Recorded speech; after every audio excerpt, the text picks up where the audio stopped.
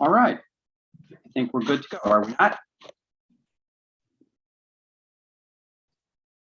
We Terry, are good to go. you weren't talking to us, were you? Nope. Okay. All right. We're good. I will call to order the special meeting of the Park District of Highland Park on Tuesday, November 16, 2021 at 5:02 p.m. Pursuant to Section 7E of the Open Meetings Act, the President of the Board of Park Commissioners has made a finding that it is not practical or prudent to hold in-person meetings because of the COVID-19 public health emergency. Neither the elected officials nor the public will be allowed to attend regular or committee meetings in person, but will participate virtually by the means described below. At this point, Roxanne, would you please call the roll? Commissioner Bernstein, Here. Commissioner Kaplan, Here. Commissioner Freeman, Here. Vice President Grossberg, Here. President Ruttenberg. I am here. Thank you. We have all of the commissioners present. Executive Director Romes, are there any additions to the agenda? No, they're not. Okay. The purpose of this special meeting is the Park Avenue voting facility update, and wanted to take the opportunity of having a dedicated time where we did not have other items on the agenda. And in my opinion, this comes down to a very simple question, which is how much of the Park District funds are we agreeable to allocate to replacement of the boat launch facility? And I'd like to ask each of the commissioners to express their views on this. If there's no objection, I will give my view first, unless there's an objection to that. Hearing none.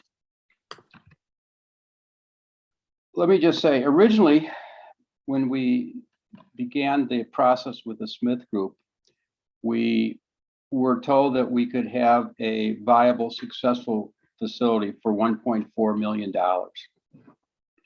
And at that time, we had a consensus opinion that we would treat this as a facility such as we were going to do with the Falcons and a few others, where 50% of the money for that would come from Park District funds. Then suddenly, as this was being worked on, the number hit the very large, almost double number at 2.7. Now, this is perhaps a better facility. It may be stronger. And there's been some commentary that some extra value could be ascribed by having the promenade, which I will say, in my opinion, there are other places that we are building or have built where the lake can be viewed. But, all right. I will also note that the use of this facility is limited in number compared to our other facilities by orders of magnitude. And I just point to Deer Creek, the ice rink, and et cetera.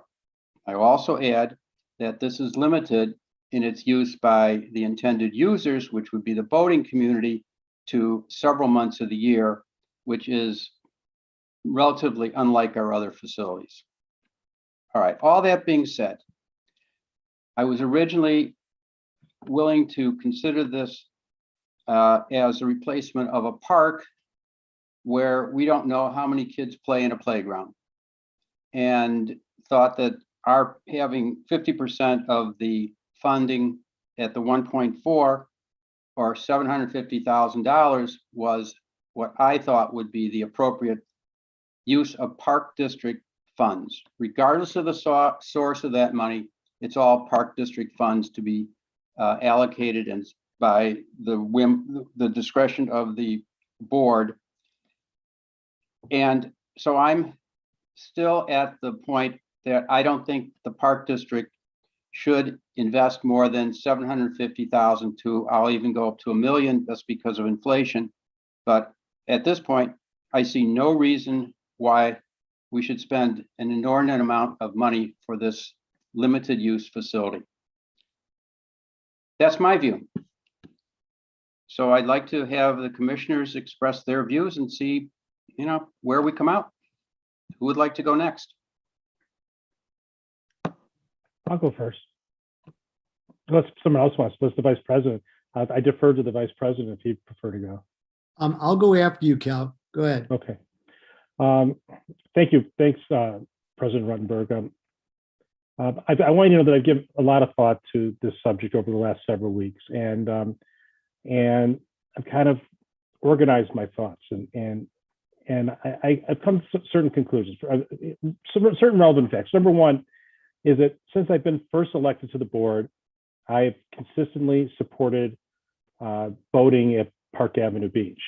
My wife and I are recent members of the North Shore Yacht Club, and I guess we're considered newbies down at that facility. However, I have always consistently stated that any improvements, whether it's to the Park Avenue, to the boat launch, or other areas of Park Avenue, or frankly to any facility or park within the district, must be done in a fiscally responsible manner.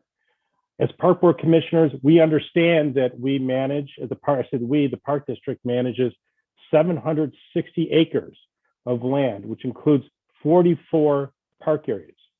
We also manage, I believe, 8 facilities.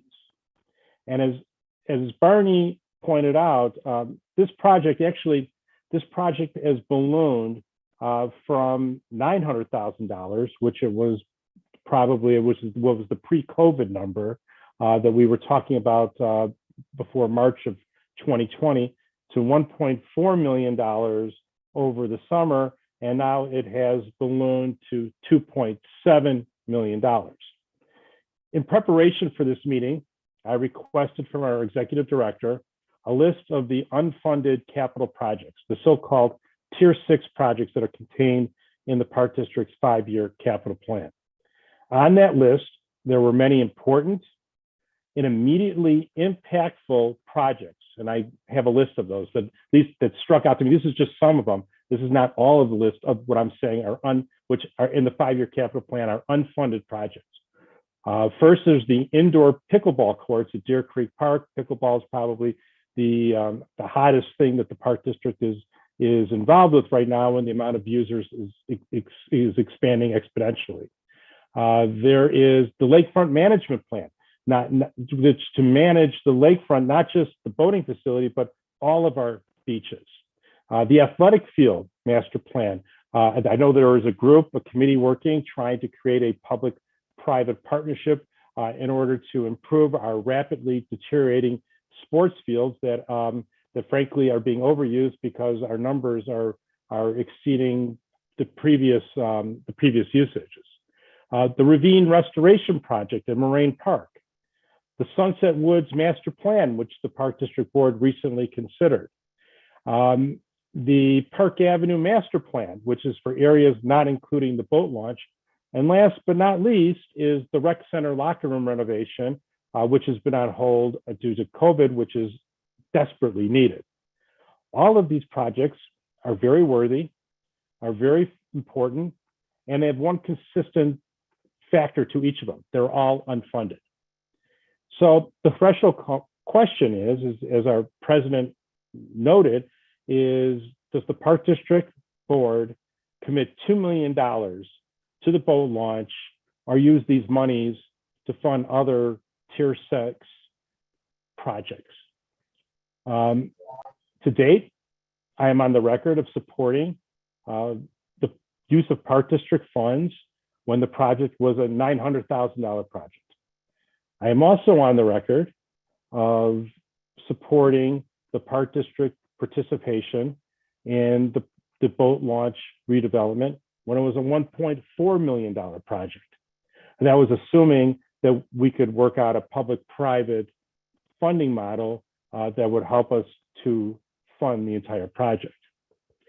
Since the cost has ballooned to $2.7 million, I have not taken a position except to express my, and I'm going to use the words I used in a meeting a few months ago, sticker shock.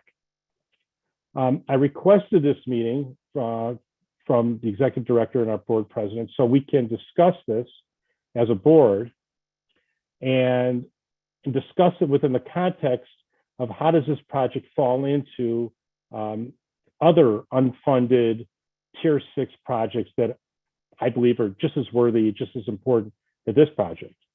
I don't know how I'm eventually going to feel. I haven't made my mind up. I look forward to listening to my fellow commissioners, and I look forward to listening to the public comment that I assume we'll have after the board has an opportunity to discuss.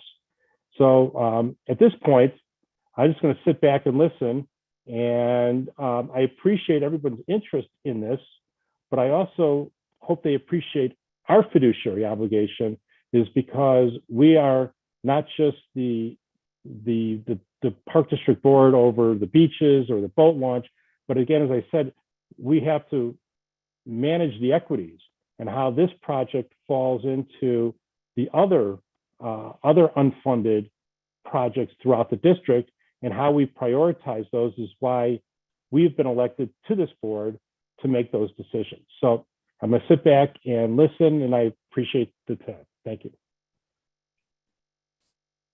Okay, President Ruttenberg, it's okay if I go next?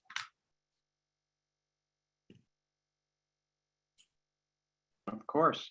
Okay, so first of all, I want to say that I have sort of evolved in a way by the natural events that are happening to us in terms of the high lake levels and the damage that is being done down at the lakefront. And the lake is what differentiates us from our neighbors. We all have ball fields, and believe me, my son played baseball, my daughter played soccer in Highland Park, and I'm all about it.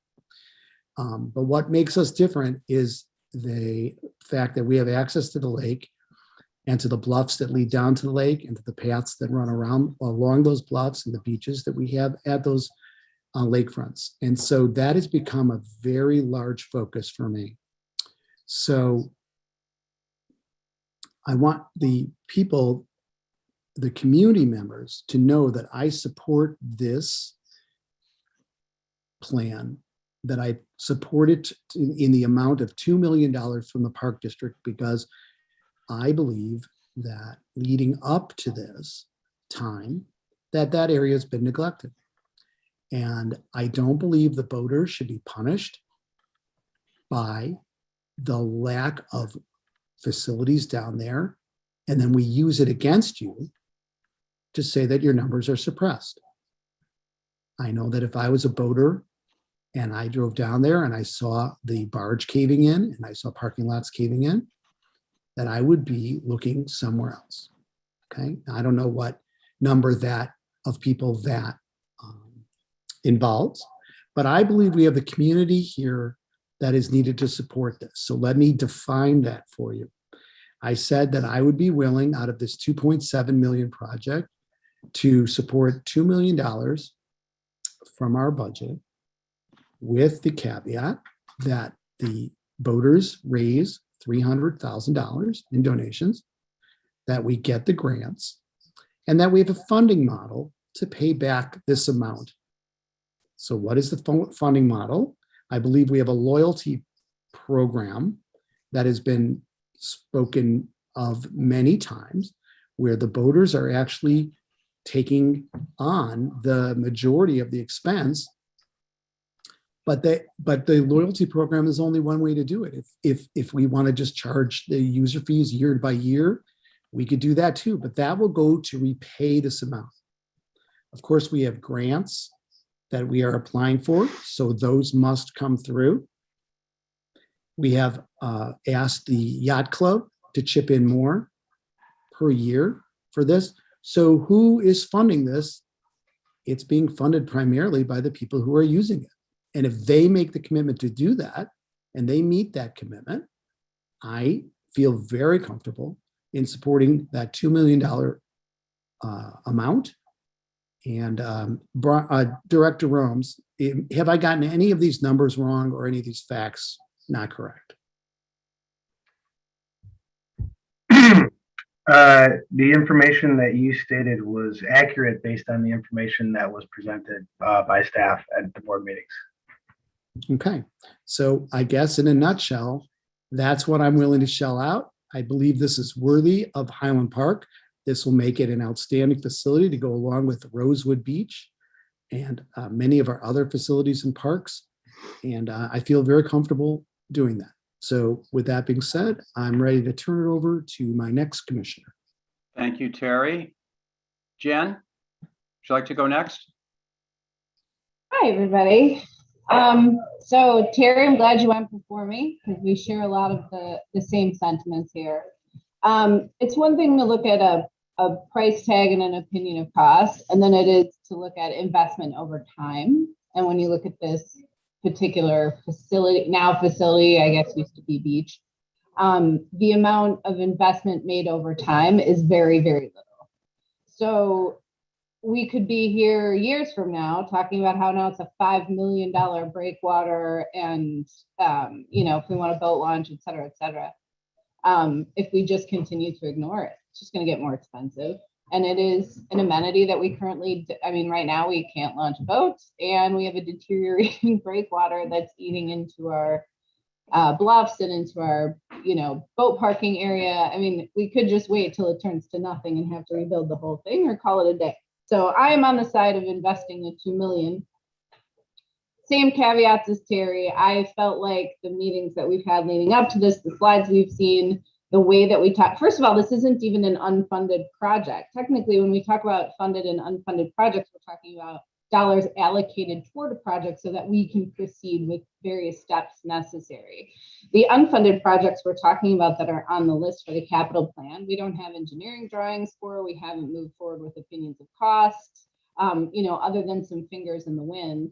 And the numbers that we had, when we took this to the groups to look at the facility and did some community engagement and that kind of thing, those opinions of cost were older. We knew that. COVID didn't really help us, but the numbers aren't going to come down. So some of that inflation of opinion of cost shouldn't have really been a surprise.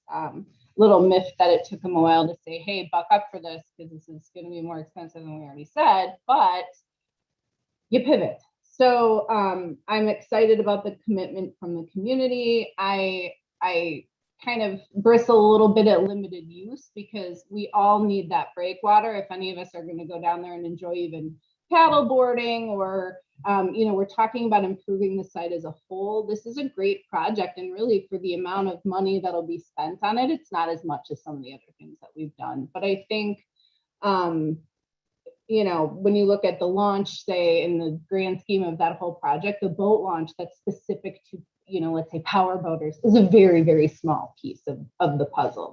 This project is definitely something more that's lake access for anybody in the community who wants to go down there. So I find that exciting as well. So I support the $2 million investment, the funding model. We've got a really good grasp of what that's going to look like in terms of the loyalty program and those types of things. I'm confident that we'll iron any of that out. We're already looking great on the fundraising, and I appreciate the momentum there because that's a really important piece of this. And I think that's achievable even by January 1st. And so looking at that $2 million is something that can be repaid with revenues, et cetera. I'm all for it and supportive of the project. Okay, thank you, Jen. Brian Kaplan? Yes, first I want to apologize. I'm trying to do this on my iPad and I'm told that my screen is black. I am here. Well, we can hear you, so that's good. Okay.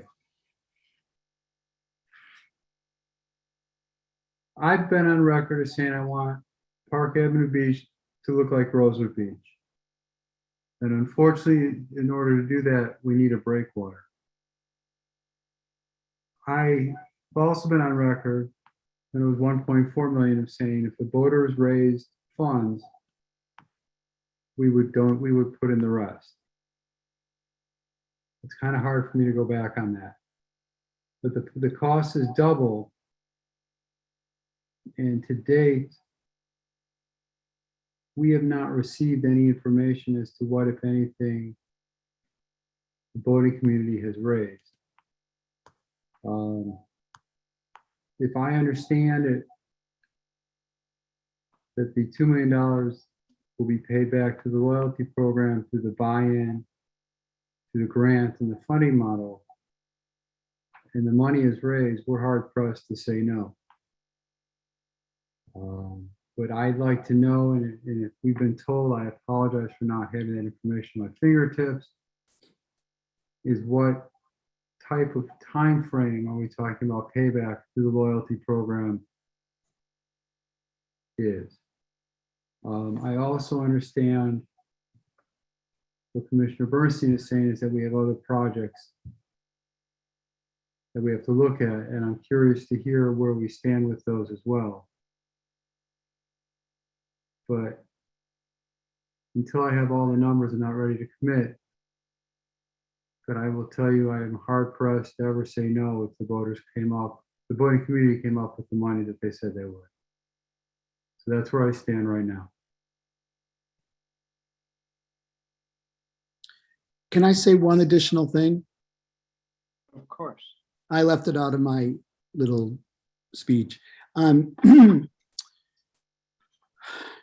When the community that is on line, we have over 60 participants here.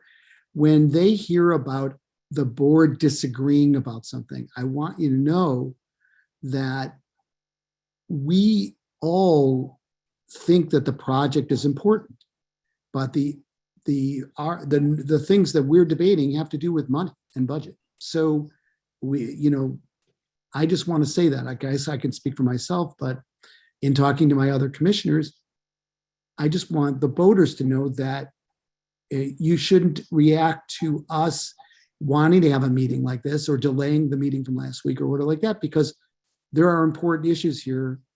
But it's not because we don't think what is happening there is not important. We do think it's important. I just wanted to add that. No, thank you.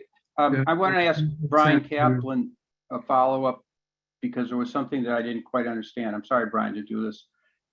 Are you saying that the voter loyalty fundraising is 50% of the project, or the 750,000 that with the grants that we had originally talked about? I didn't quite understand where you were going with that number. Ask that again. I didn't hear part of it broke up. Okay. Is your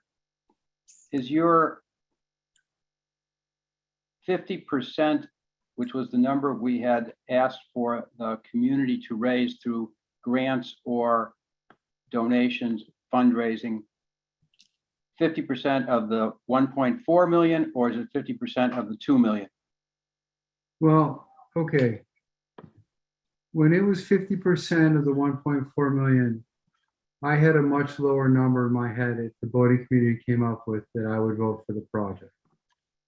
That number, in my head at least, changed over time, and I never shared it with anybody because it didn't matter. Somehow 300,000 has come up as the number that the voters have to come up with.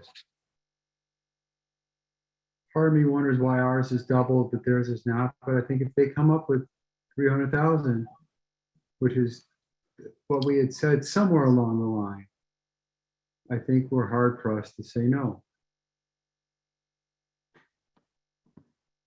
Okay.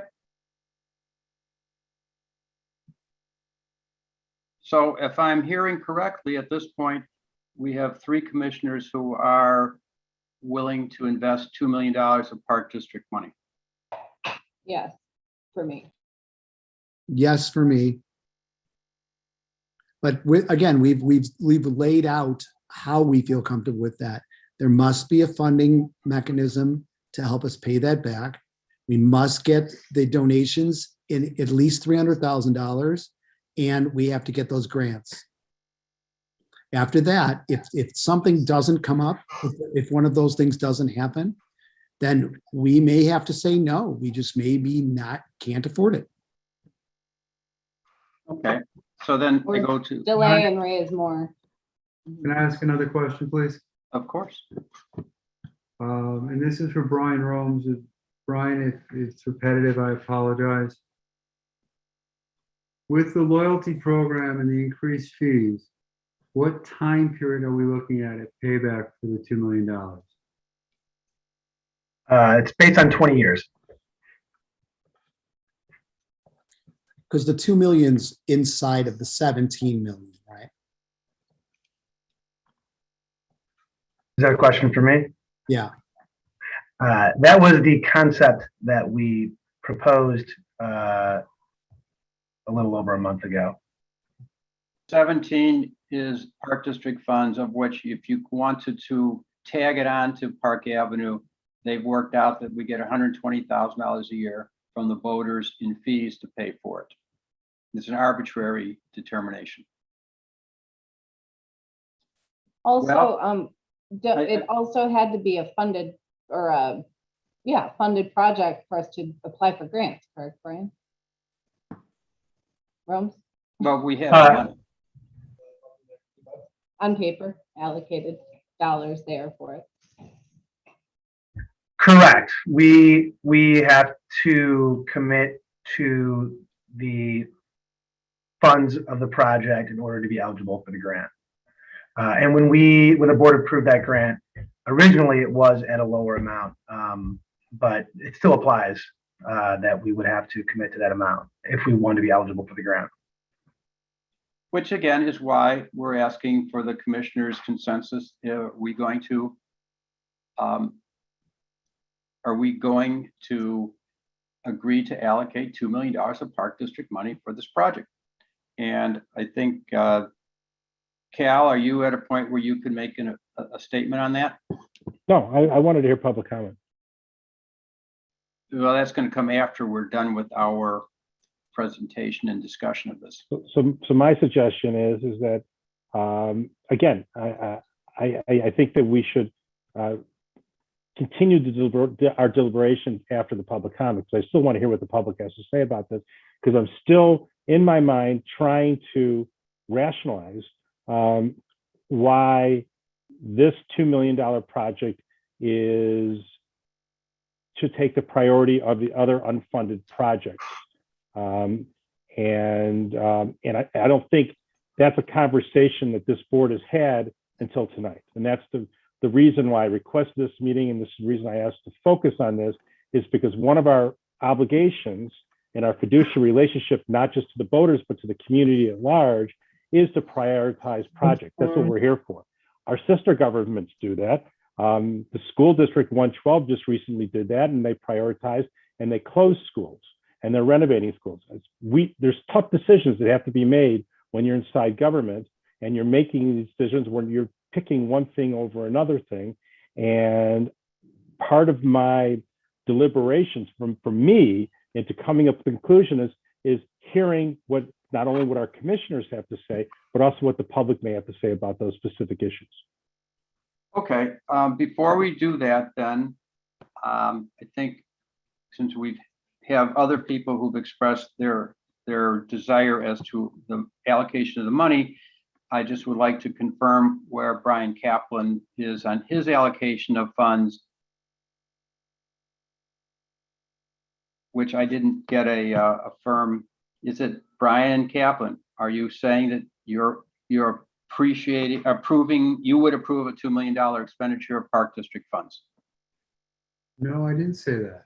Well, that's what I'm trying to get to. Well, I didn't realize that tonight was a live or die meeting.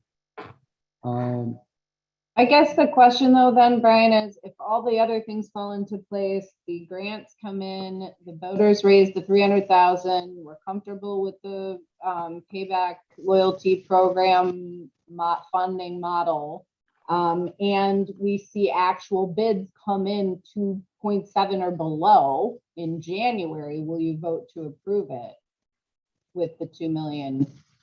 Can we, That's what they're looking for. Because if you're not, and we don't have 3, then I think what these two are trying to say is then it's not worth moving forward. And Terry and I are saying it is worth moving forward because we don't even have bids yet. But will you consider it in January? Is kind of where we are. I didn't hear what you said. We don't even have what? We haven't actually bid the project out. We're like, 80% of the way down the pike. But if no matter come hell or high water, you're going to say no, then there's no reason to continue. But if everything goes according to plan and the bids come in I where have they're never supposed to, said, would you agree to consider it for a vote? Well, let me jump in and say, and Jen is hitting the point. If we don't have, that is the question you're asking me tonight. Would I consider it? I've always considered it. well, I don't think that's really quite the question. I've never, Let me finish, Brian. Brian, let me finish. I think the question that we're trying to get to is, we have two commissioners who have just said, I'm paraphrasing, so don't take me wrong. Yes, I would vote yes to spend $2 million of Park District money to do the boat launch facility. I have said at this point, no, I would not do it. Cal would like to hear public opinion on this. And I think, and Jen is right of saying, well, if you say, yes, I will vote for $2 million, I would allocate $2 million. And I know I'm driving a point, so I apologize.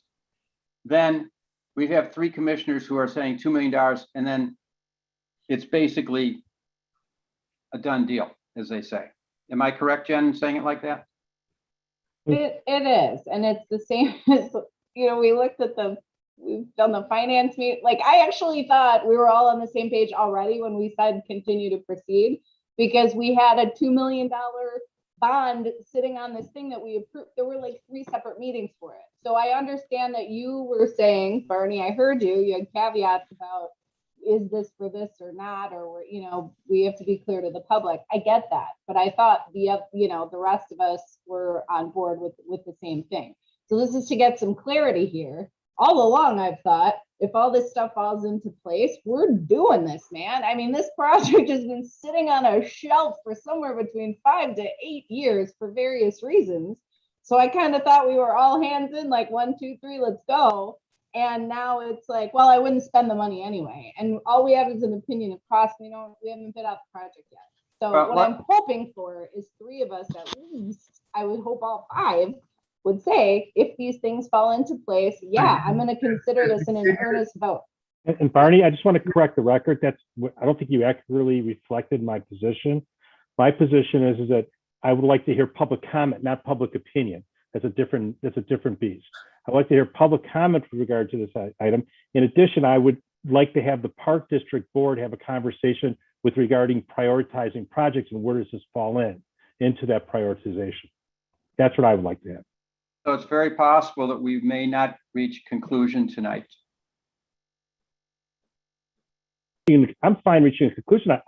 Those are the 2 things I want. And once we have those 2 things, then I can make a decision, because I value the opinions. I value the positions and the opinions of my fellow commissioners. And I think that we have the ability to put our arms around such a large project as this has evolved into, because the last time we had a conversation regarding approving something was when the project was at $1.4 million. So that's my memory, and maybe it wasn't clear to me, and I would apologize to my fellow commissioners if I didn't have the clarity that the other commissioners may have had when certain matters were considered at previous meetings. I was not clear, and I apologize. Again, I say it many times to me, I'm just a simple country lawyer, and sometimes I don't understand things. So I'm seeking that clarity tonight. That's the reason I requested this meeting. I'm seeking to hear public comment regarding this issue. And I'm also seeking that the board have a conversation regarding this is a priority over the other quote unquote unfunded projects. And if that's the conclusion of the board, I'm willing to support it and move forward. But I think those are conversations that we have not had yet. And that's why I requested this meeting. Okay. Brian Kaplan wants to answer your question, President Ruttenberg. Thank you. my stance has not changed, and it always has been. If we can do it, if all the bells and whistles are met, if it's done in conjunction with beautifying, I'll call it, for lack of a better word, remainder of Park Avenue, then I'm really hard pressed to say no. But if things change monetarily, if the funds are needed elsewhere, you know, that's something different. But as we sit here today, I'm hard pressed to say no. Well, I think, Jen, that directly answered your question. I think- think so. I think at this point, and Cal, let me just say this, I believe that there are 3 commissioners who have said, yes, I would spend the $2 million, subject to certain conditions. I have said no. You have abstained to this point. If you feel that we should proceed with public comment, and I hope the public would be very directed on this, we could do that. But I think we've achieved the goal. We're not voting. We now have, though, a direction that I think Executive Director Romes can proceed, because there's 3 commissioners who are saying, yes, I will spend the $2 million. But on top of that, as long as we're here, I'd like to have the secondary conversation that Commissioner Bernstein has asked for about other unfunded projects and other things that we need to do in the Park District. And I don't mind having that conversation either. Fine, let's do that as part of the Park Avenue voting facility update before we go to public comment then. So are we declassifying this as a funded project and moving it to an unfunded project? Because technically, on paper, it is a funded project. No, And let me just give you some pushback on that, Jen. Right now, it's part of a 5-year capital plan that has not been approved by this board. It's sitting there, it's a placeholder. It was my understanding, and again, and I apologize if I misunderstood, it was my impression that this was done as a placeholder as for discussion purposes for the issues that we previously talked about. But the board had not, I don't remember the board meeting and putting their hands up in the air and saying, yes, I'm agreeing to fund this for $2 million. I just don't recall that. I apologize if I was distracted in one of these Zoom meetings and may have missed it, but I don't remember that happening. That's the reason I requested this, because I may have faulty memory, but at least in my mind, it was not a done deal. And I thought, my last recollection as a board, we said, we'll see this in January when this thing is more involved and we'd have an opportunity to take a position at that point. I'm asking to fast forward that so we make the decision tonight, not wait till January. Right, and I thought us all looking at the slides that showed the 2 million extra in bonds, how it would be paid back, all of that we looked at 3 times. I thought that was all of us raising our hands and saying, if this goes to, well, not all of us, because Barney had a reservation about it, but the rest of us saying, if all these other things happen, then this is how this project will go. Now, if it comes back in January, it's like a $4 million breakwater, then for sure we're all out on that, right? Like, we don't have to spend the 2 on that. But I thought it was at least a tacit commitment to say, let's continue with the project, because now I see a clear path to funding it. Yeah, and I So guess that's probably where we are not aligned. And I guess that's Oh, yeah. where the confusion is that, you know, instead of being tacit, I wanted to be clear and concise that was the policy of the board, the position the board is willing to take. So that's why I was unclear, and I apologize if I somehow led someone down a path of assuming I felt a certain way when I didn't intend it to be that way.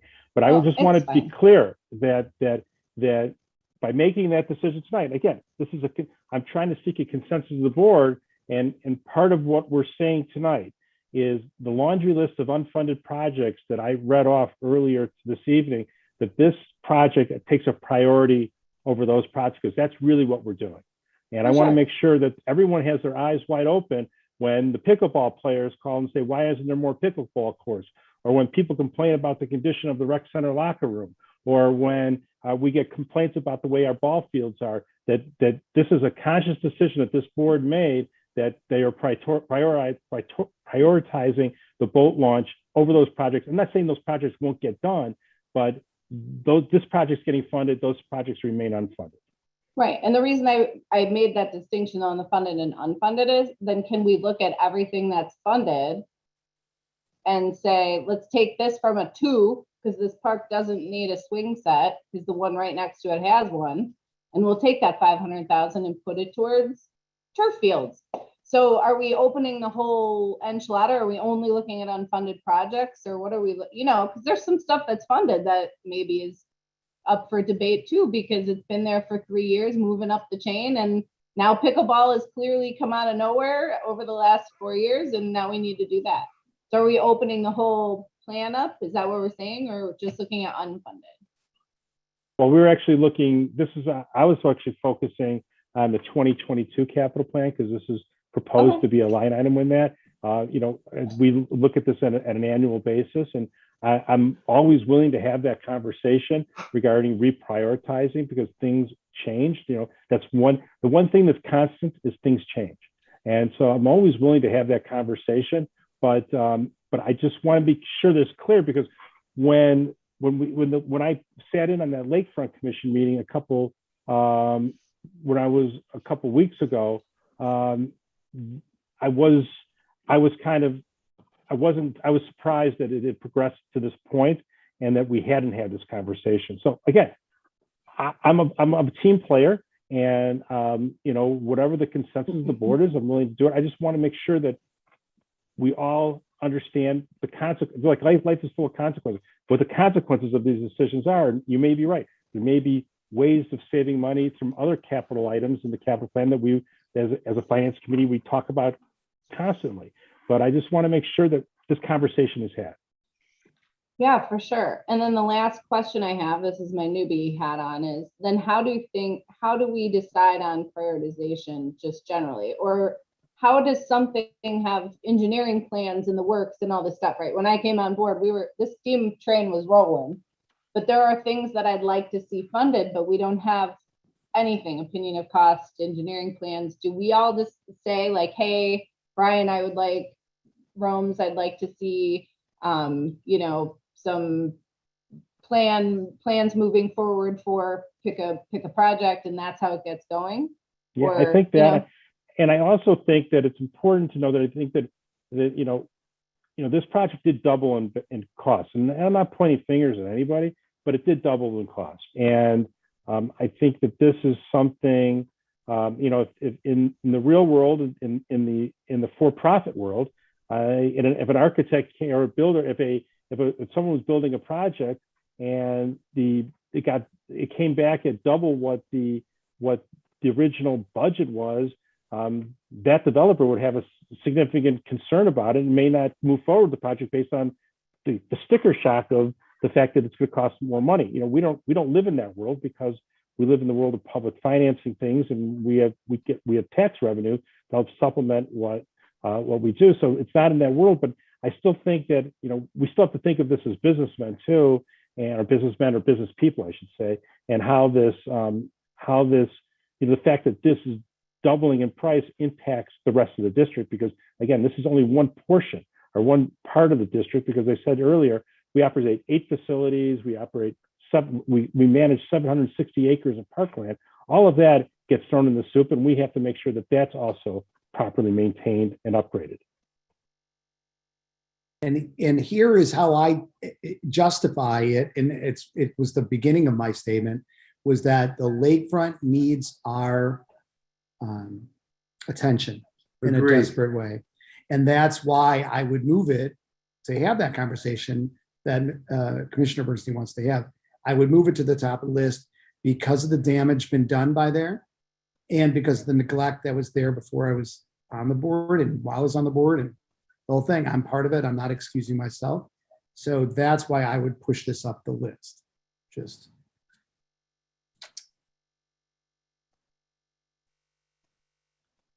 So Barney, Well, I don't think you can not have public comment. It's on the agenda, and I'm not saying we should not have public comment. With the purpose of it to this point was to see if we were to take a vote today. Delivery fee. If we were to take a vote today, This team. my reading that we have 3 votes. I'm not going to 3 votes to say proceed with the $2 million Park District commitment for funds. And that provides the direction to Executive Director Romes to proceed with the plans, proceed with the bidding process, proceed with the fundraising. But if we didn't have 3 people saying, yes, let's proceed at this number, then it would be a different direction to Brian as to what to do What this means.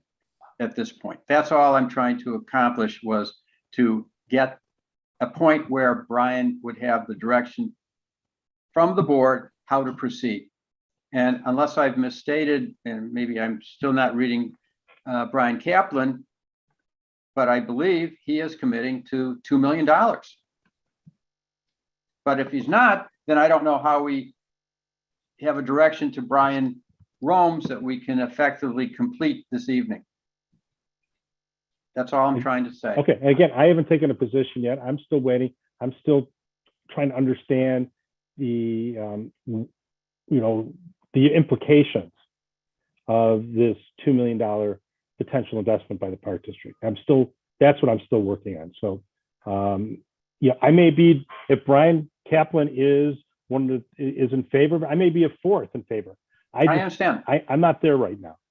I don't have enough information, nor do I have enough feedback in order for me to say one way or the other. And I hope you appreciate that, because again, this is I think a monumental decision, because whenever we're talking 7-figure numbers, it's a significant investment within our budget, and both our operating budget and our capital budget. And I think that that such a large investment deserves, I guess, thoughtful deliberation. Well, maybe what we want to do is hear public comment and ask Brian Romes to defer and have more time at another meeting than to provide the careful analysis that you're looking for. Not if Brian Kaplan is a yes. I think we need to move forward with it. Well, I don't know. Brian Kaplan, I guess it's a question. Are you a yes, I'll spend the $2 million if we raise the funds, et cetera? For the 5th time, yes. But I'm also with the caveat that if things change, opinions can change. And I think if other projects come up on an emergency basis, things can change. I also had asked earlier, I want to know how this fits into our ability. Maybe I didn't ask it so well, but I'll ask it this way. How does this fit in? If we move forward with this project, how does that fit in with our ability to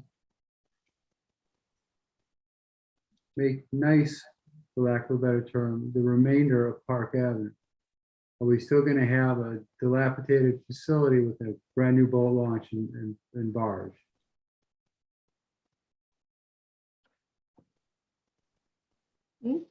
Brian, can you answer that? That makes sense.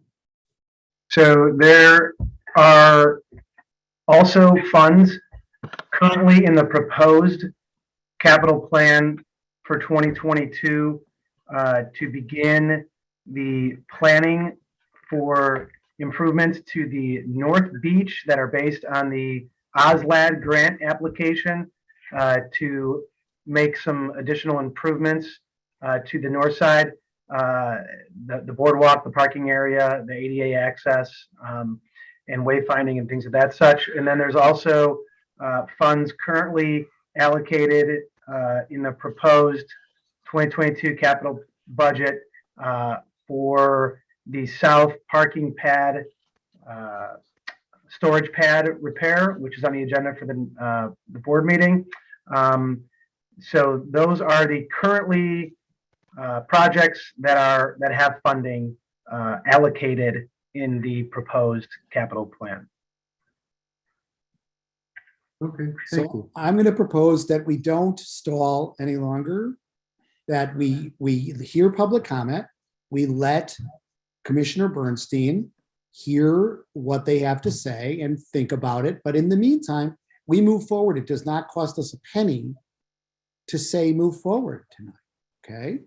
Just like Jen said, if it comes in at $4 million, we'll probably all be a hard no, and that's just the way it'll be, and we'll have to come back to the planning stage again. But I don't think it costs us anything to move forward with this plan and then evaluate it when the bids start coming in and when we see actual real solid numbers. And that allows our foundation to help the boaters raise funds, because maybe they'll come up with $500,000, you know? Good. Also, in case, I guess we didn't maybe say this to the entire board, but in case it bears mentioning again, we have a generous community donor who is not a boater, who pledged $150,000 match to a $150,000 donation. And we have several donations, larger donations, and then also the smaller will follow. So that match is currently happening. And we have, we're about to sort of launch and go to the public with the fundraising effort. So the foundation is involved. We've got lots of pieces moving in the right direction there, but that's really positive. And if there's 3 of us on board to keep moving forward, I don't want to ruin that momentum either. So I see no reason to not continue moving forward. I think that's the And I've never consensus. seen a reason to stop moving forward. But Okay, All right. my last comment is, are we putting to rest Commissioner Bernstein's conversation about other projects and allocating and discussing them? Well, we could address those at the Finance Committee, Cal. Let's just hear what public comment is, and then we can try to wrap this up. Okay, so we will go to public comment then. All right, I have to read this long speech. Pursuant to policy number 2.06.14, the Park District Policy Manual, the board has adopted and approved the following rules for public comment.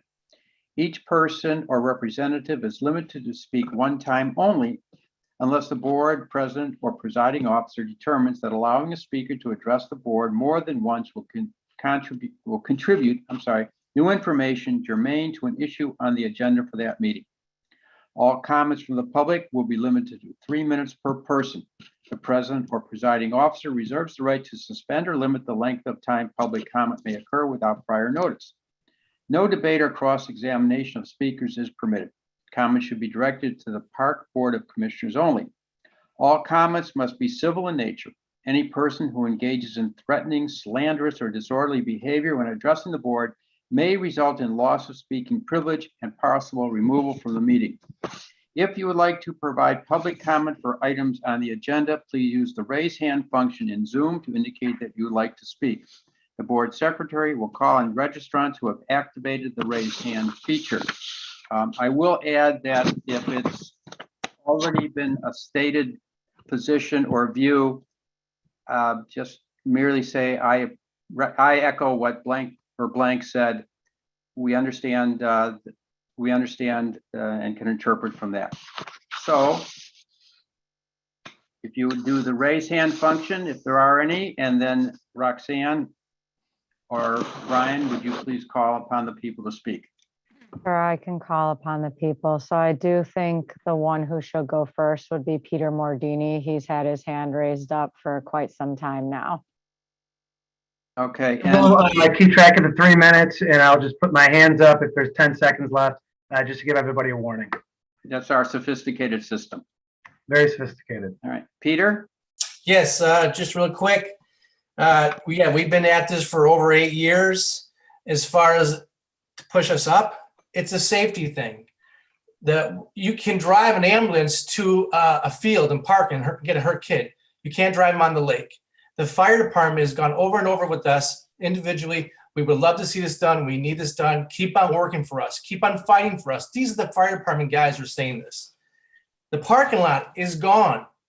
It's completely gone at the bluff. Jen's right. We let this thing go. The city won't like to see Central Park Bluff go with it.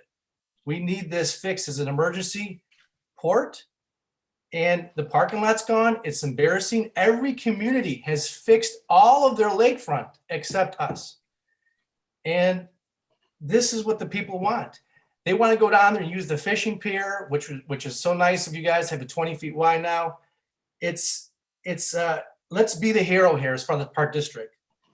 We've had all the communities fix up their lakefront, and the excuse me, I got stuck here. Okay, here. How nice is it to have the park district, you guys as a board, to say we have a lake park? Not every community has that. It's a golden gift. You can say we have a baseball field, a football field. Yeah, everyone can say that, but no one's going to say that we have an awesome lake park for boating, paddleboarding, fishing, exploring, and whatever you have out there. It's been 8 years, and from Liza till now, it's always been delay, delay, delay, delay, which means more money, more money. If we did this back 5 years ago, we'd be sitting in the green. But please do not delay anymore. It seems like it's just, that's the thing now, is the delay.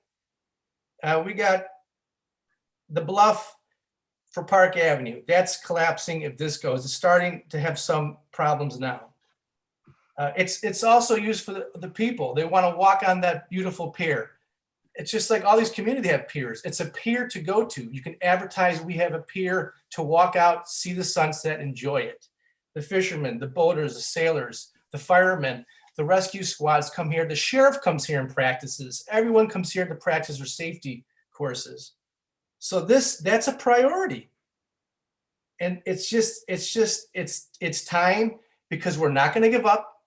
We're gonna do what we have to do. And as far as we were told to be quiet for this fundraising for a short term, so Brian knows from Liz, just be quiet for a while, because we want to get the big hitters in first. So if you haven't heard anything lately, it's because we were told to be quiet, and we are working. Minutes. Thank you, Peter. Roxanne? Okay, so the next person who would speak is going to be Steve Knapp. Hey everyone, can you hear me? Yeah, we can hear you. Yes. Awesome. Yeah, thanks for having me. So I just wanted to remind everybody of the Park District of Highland Park mission statement, which states that you're there to enrich community life through healthy leisure pursuits and an appreciation of the natural world. And you know, here in Highland Park, it's not unique, but it's almost unique in that we have all this lakefront. And I think that's really a special thing that, you know, those council members and commissioners, you know, I think they really have a lot of vision, seeing that that's important and that will go on in the future. So I appreciate your vision there. I think, you know, some of the commissioners that are a little less enthusiastic about this project, you know, I wish you guys would go down there and see the use that facility gets. You know, even in its underfunded, poorly maintained state, there have been tons of people down there every day. Every day down there, there's a bunch of people. So, you know, anytime I hear about how this facility gets less use than some of the others, I always just think like, I wish everybody would go down there and see it, because it's huge numbers. I mean, there's been a number of days when I've sailed between the park, you know, the boating facility and Rosewood, and there's at least as many people at the Park Avenue site as there are at Rosewood. And you know, Rosewood, when you guys needed 750K worth of sand, it was almost not even a conversation. It just got fixed. So I would ask the commissioners to, you know, I think it's our time now, our time at the boating facility, to finally have some maintenance money, finally have it work. You know, the safety thing, I basically just mirror Peter Mordini. You know, we've talked to all these guys. We know that they can launch a tiny boat when 6 guys carry a boat down the sand ramp, when the sand ramp is functional, which is not always. And, you know, I don't think asking for basic, you know, public safety is too much to ask for, when that shaves off at least 20 minutes of any on-water emergency. The other projects I appreciate, you know, it's a limited pot of money. I get it. everybody wants money spent on their thing. But in this case, we have a fully non-functional facility. Whereas all these other things, sports fields, okay, it could always be better. The ravines, the Sunset Wood, all these things, they work. The locker room, it's there, it's functional. Yes, it could be better. But in our case, at the boating facility, we are broken. It is non-functional. And I would ask you guys to consider this is it. You can do it. It's good for 70 years. Do it now. Okay, thank you. Thank you. Okay, so the next person's going to be David Mecklenburger. Hi, thank you, commissioners, for the work you do. Just like to add a few things to the comments that the previous speakers made.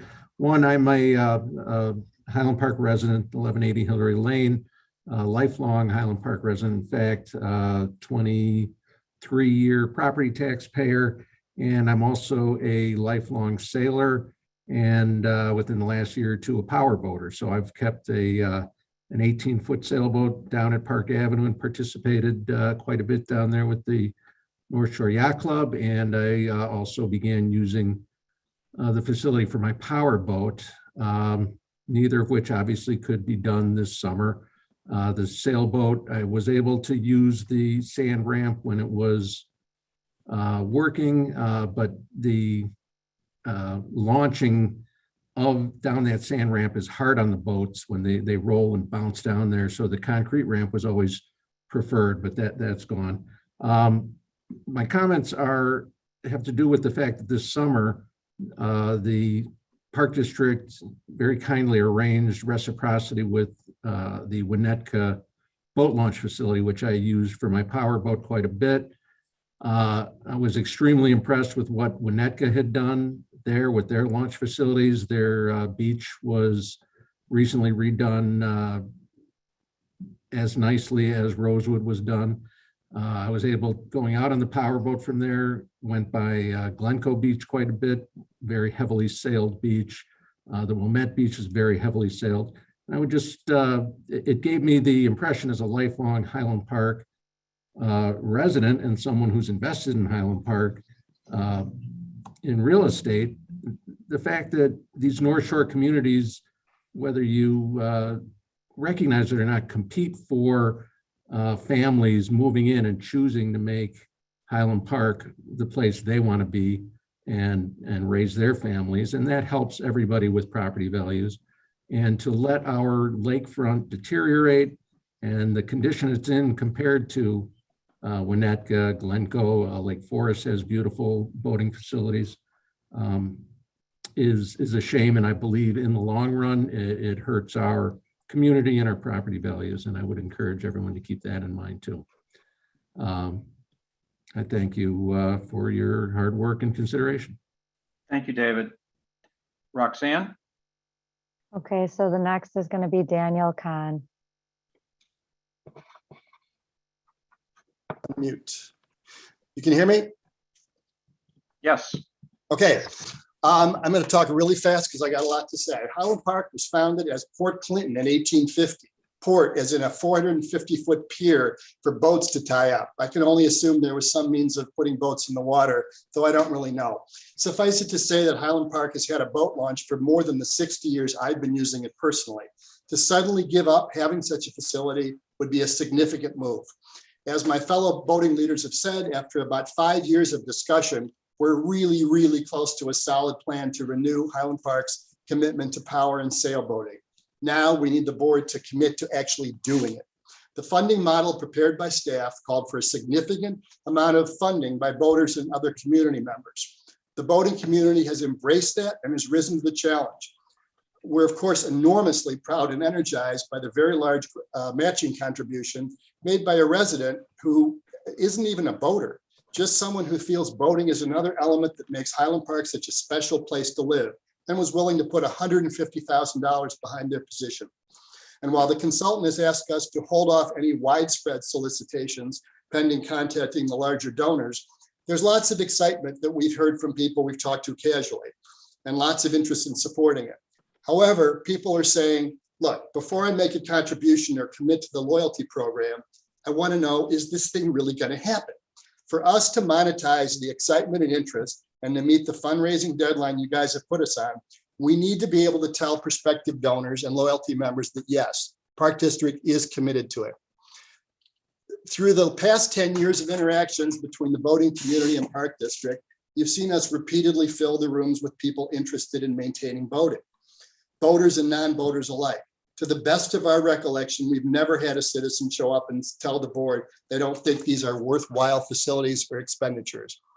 Highland Park is privileged to occupy more than 10% of Lake Michigan's Illinois shoreline beyond what Chicago has. We sit in a unique position, and it's our responsibility to continue to nurture its use. The board is certainly justified in wanting to ensure that when the facility is built, it'll be used. The loyalty program addresses that. While ramp usage in recent years has been far more modest than previous levels, it's important to note that prior to the 2-year shutdown to expand the water treatment plant, usage was extremely robust. The 2 years prior showed ramp use of 977 and 864 launches respectively. Following the shutdown, during which many boaters found alternate sites to store and launch their boats, usage fell by more than 50% to 421 launches. And although the Coast Guard reports that Illinois is the top US state in numbers of boat owning residents, many of these boaters have not returned to Highland Park yet. When our Park District executes a project, it is well thought out and done in a first-class manner. Having been involved in the design of this project, we have full confidence that this will be yet. Sorry, I think that was 3 minutes. It was. Over 3. Let me point out, by the way, that we do have a regular board meeting that will need to start immediately following this. And I would appreciate if the speakers would limit their comments to new thoughts as opposed to what we've just heard and what we've heard in the past. Roxanne?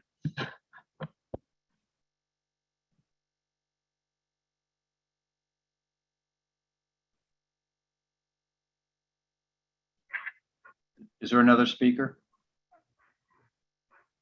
Yeah, Roxanne, do you have the next speaker? Sorry, I didn't realize I was muted. Can you guys hear me? Yes. Okay, so the next speaker is Steve. And there's a wonderful timer now that's on the screen. I do see that, and I thank you all. Mr. Khan said it best in terms of the maritime history of Highland Park. I've lived here since 2000. I am a boater. Actually sold a share of a cottage in Door County because I have the same lake and facilities here to use. If no one has been to Lake Forest, you really should take a look. I'm a little surprised at $2.4 million as the projected cost of certain things. I haven't seen plans. But if nothing else, take out the barge, put in the riprap, create a concrete wall, give us 2 lanes in which to put in and take out. And at least that preserves the facility as it is and as it has been for a number of years. Would I like to make it better? Oh, absolutely. I love living here. I have since 2000. I've been boating all my life. And I want to see Highland Park continue to have a first-class facility. But if it's a matter of cost or unfunded projects or anything else, I think this project should be front and center because of the history, because of the service to the Coast Guard or our fire department or any other department that needs easy access to this lake. So if it's 750,000, 1.4 million, whatever it is, if you look at what Lake Forest has done, and I had the benefit of living there for 2 years in order to build the house that I live in now, just east of Sunset Valley Golf Course. If we have that as a minimum, the boat launch will function. We can all use it. We will pay our fees, whatever it takes. to make this be what it should. I have nothing else to say. Thank you very much, commissioners, for listening. I appreciate what you do. I know it's difficult, but we need this amenity. It is a selling point. It is part of this city's history. Thank you. Thank you. Roxanne? Next speaker is James Martin.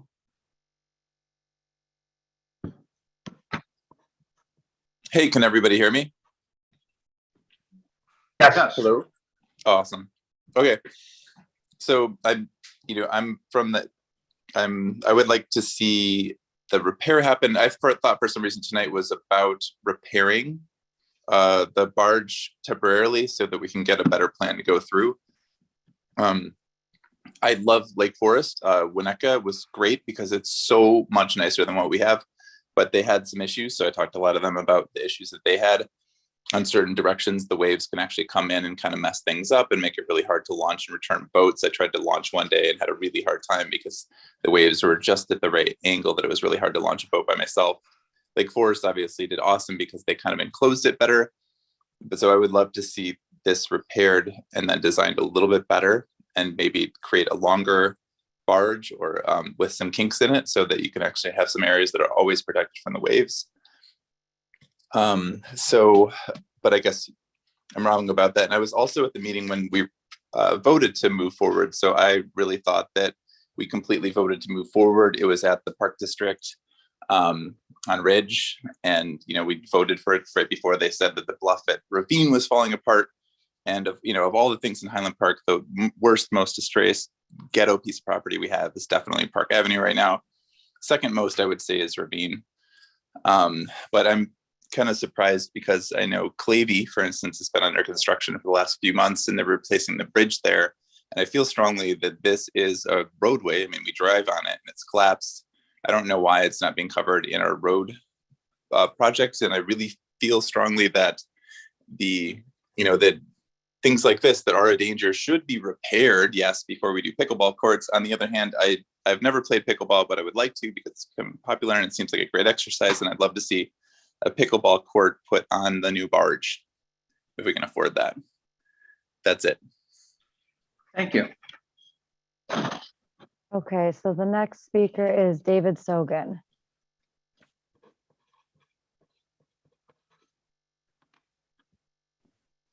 I had to unmute myself. I really like the idea of a pickleball court on the breakwater. I might even think about playing then. I am very encouraged that the commissioners are moving towards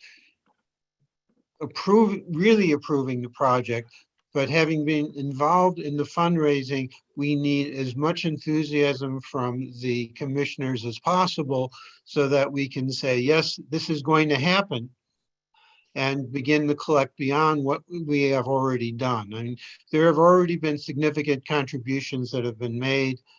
The problem can come up that if they hear reluctance from the board members, commissioners, that the project will not be supported, it gets hard to get people to commit to actually write a check. So time is becoming short. We're coming into a difficult time for doing fundraising, given the distractions that people have with Thanksgiving and Christmas and holidays in general. And any real positive support from the board that this is a project that they enthusiastically support would greatly assist in our efforts. Thank you. Thank you, David. Before we call upon the next speaker, we could adjourn this meeting and go to the regular session, and the speakers would have the opportunity of speaking at that meeting after we complete the business. Is there any objection to doing that from the commissioners? President Rotenberg, Yeah. I don't know how many speakers are left, but I'd rather finish it all one time and do it piecemeal. Oh, okay. Okay. In here. All right, fine. We'll continue. Can I say something about just about the comments that are in the chat? Do we monitor those? Are people seeing those, and what happens to those comments? They get flushed. So I will put my email in the comment section. So if anybody has any additional questions, that chat box is not really intended for back and forth commentary. So I am going to put my email address in there, and anybody who has additional comments and questions, I can address them separately. Okay, thanks. Roxanne, how many more people have asked to be speaking? We have 6 people. 6 people speak. All right. Okay, so the next person is Wes. Hello, thanks. Wes Madera here. And so, you know, as somebody who moved to Highland Park recently from outside of the Chicagoland area, we looked at moving all over the Chicagoland area. And the differentiator for Highland Park for us was the lakefront, the beach, and the Park Avenue boating facility. Other communities had good schools, good park districts, good activities, good downtowns. But the differentiator for us was Highland Park. And so I think we lose a lot if we don't continue to invest in this facility. And this can be a continued revenue source for the community and to build other projects. As we build this out, we can pay for this over a handful of years. And this is a 60, 70-year build. So I think it really behooves the Park District to continue to move this project forward and fix this facility so it can be a fully operating facility for the community to use and to recruit new community members. So thanks for listening to our comments. Okay, so the next speaker is Michael. Michael Easger. Good evening, commissioners. Thank you very much for all of your efforts and for listening to everyone. I'm a longtime Highland Park resident, and I love all the amenities that we have. I'm a rec center member. I play golf. I'm a Sapphire member at Sunset. I play a lot of golf at Sunset, and I play pickle and tennis at Centennial and at Sunset Park. Those are all great things, and I could do them in any community, and I think people have said that. The thing that makes Highland Park so unique is our lakefront, and I'm a newer member of the yacht club over the last 5 years, and it's been really terrific. And it's something that we should really foster and improve upon, not just replacing the barge and the boat launch, but as Brian was saying, you know, perhaps even take it to the next level in terms of upgrading it, because it can not only be continue to be a terrific feature for everyone and a unique feature for Highland Park, but I believe that it would get a lot more use and maybe even be a revenue source if it was done the right way. So I really encourage, I mean, it's a no-brainer, obviously, to go to the next step with the reports, as Commissioner Freeman has said, but I really hope that this gets done, and there's so much support for it. So thank you very much for your time. Okay, so the next speaker is Adam.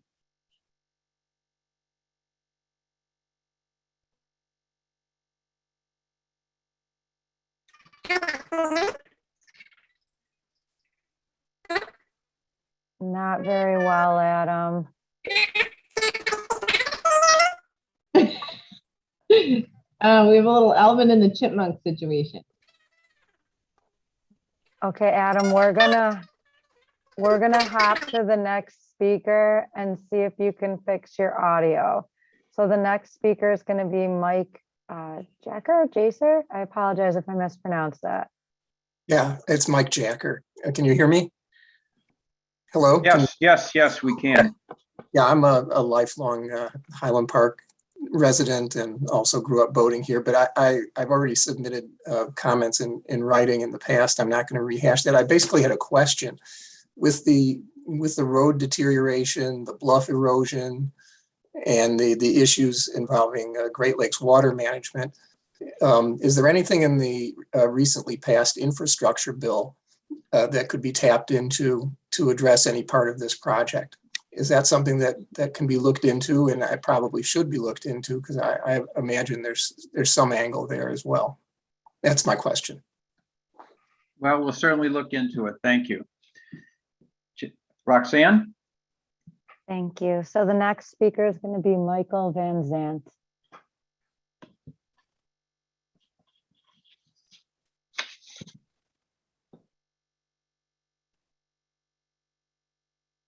Michael, are you there?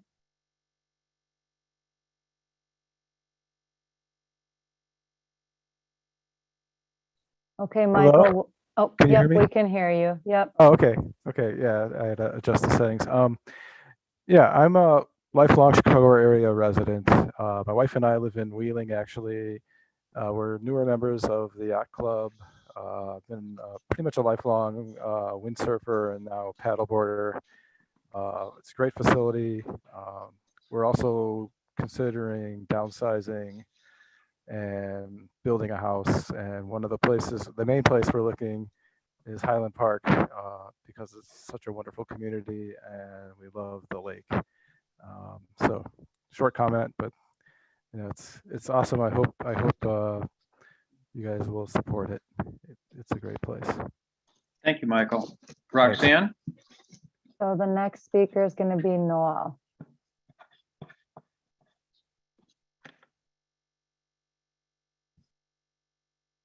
Is this the last speaker that's registered? Nope, we have one more after Noel. Noel can.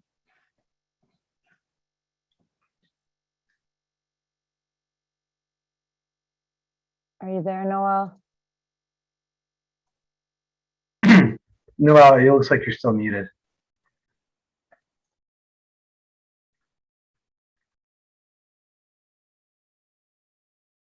Okay, Noel, we're going to move to Brett Schultz and we'll come back to you. Wait, Noel, are you there?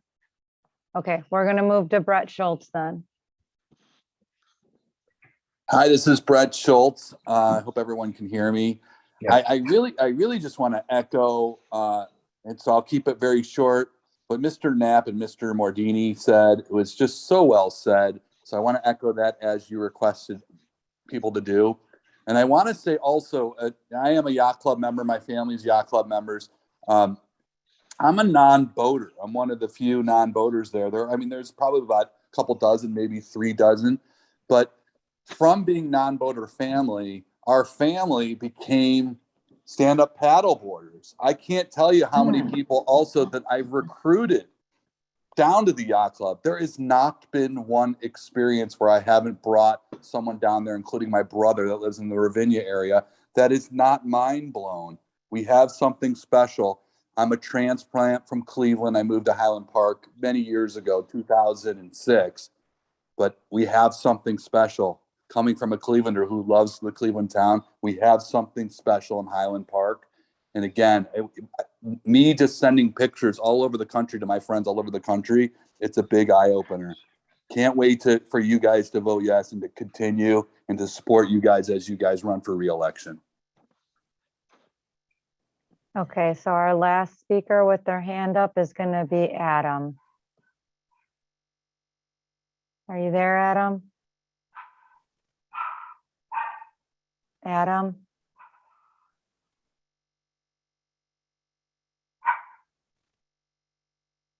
Okay, Adam, we're not hearing anything, but no one else has their hand raised anymore, so. Okay, well, we will thank everybody for their comments and we appreciate them and the time and thought that went into them. At this point, I think that we should adjourn the special meeting. Cal, do you want to continue discussion or review the tier 6 items at the finance committee? I think, we should probably have a short discussion with regard to what I've heard in the public comment. And then I agree with you that let's defer these unfunded projects. And as Commissioner Freeman noted that, maybe we should be looking at the totality of the 5-year capital plan and figure if there's any way to fund some of these items that I had mentioned earlier. But I do want at least the ability to summarize what I heard and provide my thoughts if the president, the board will allow me to do so. Of course. Okay. I just want to address 4 things that I really heard. Number one, several of the attendees and speakers mentioned with regard to the mission statement. I appreciate that, but our mission statement goes beyond to what just focusing on the activities of the lakefront. It does, even though we are a lakefront community, we do have 30,000 residents in this community that pursue recreation elsewhere besides the lakefront. And as fiduciaries and representatives of those people, we have an obligation not to turn our back on, not to ignore them, but also to allow them to enjoy the park district and the mission of the park district. So I appreciate the fact that we are a lakefront community and that provides us with certain obligations. As a board member, since I've been on the board, I believe that we've invested significantly in our lakefront, spending several millions of dollars on our lakefront parks and our lakefront beaches. So I don't think we've turned our back. I think that's a mischaracterization. I understand that it's not what the voters want to hear. However, the board at the time made a decision to prioritize Rosewood Beach over this beach, and that's where funds were allocated and spent. So it's not like we haven't spent any money down at the lakefront. With regard to the security and the safety issue, I appreciate that. I think that as a charter member of this Highland Park CERT team, I understand the necessity of safety, and I understand the city's role in that. And I know people don't want to hear that what the city's role is and what the park district role is, but we are mindful of safety, and let me just leave it at that. Regarding membership and regarding usage, I am less concerned about the numbers, as I think one of the speakers mentioned. Whenever the park district does a project, it's done in a first-class manner, and as I think I said at one of the previous meetings, quoting Field of Dreams, if we build it, they will come. And I am confident that if we decide to move forward, and it sounds like we are, with the boat launch, that the usage will justify the investment, because as I said, when the park district does it, when they put their mind to it, they do it and it's done right, and therefore it would be a very attractive facility. And I believe one of the speakers mentioned that boating is increasing based on the IDNR numbers, and I am confident that we will get our share of it in our new facility. I thought that really the best argument that I heard was the fact of the matter is that right now we have a non-functioning boat ramp, and that is something that is an amenity that the community's had. Like, we do have ball fields. They're not in great shape, but we do have ball fields. We do not have indoor pickleball courts. We do have outdoor courts. And a lot of the other projects that I listed are unfunded, have just as much need. Frankly, the locker room at the rec center, half of it's unusable right now. And the lockers are just rapidly deteriorating. So, I mean, those are all things, but it is I thought the best argument, the best point that was raised was that right now we have something that has previously been functioning that is not functioning. And but on the other hand, I mean, the school districts have made very hard decisions closing schools.